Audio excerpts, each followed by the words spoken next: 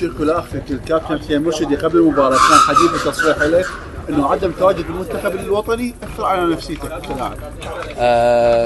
ممكن لان دائما ما ادي خلال تواجدي في اربيل مو سنه ومو سنتين، يعني انا خلال تواجدي مع اربيل صار لي 3 سنوات انه ادائي دائما اكون في الفورمه، لكن بالاخير كل لاعب عنده طموح يوصل للمنتخب الوطني، لكن كتاثير انا داخل الملعب انطي ما عندي واي شيء ما ياثر عليه.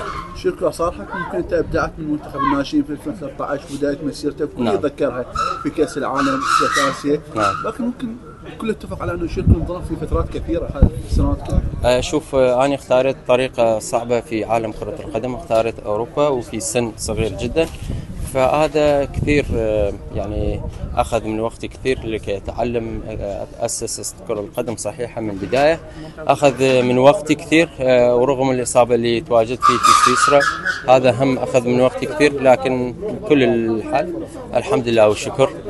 فحاليا اريد انطي افضل مصروف الدوري.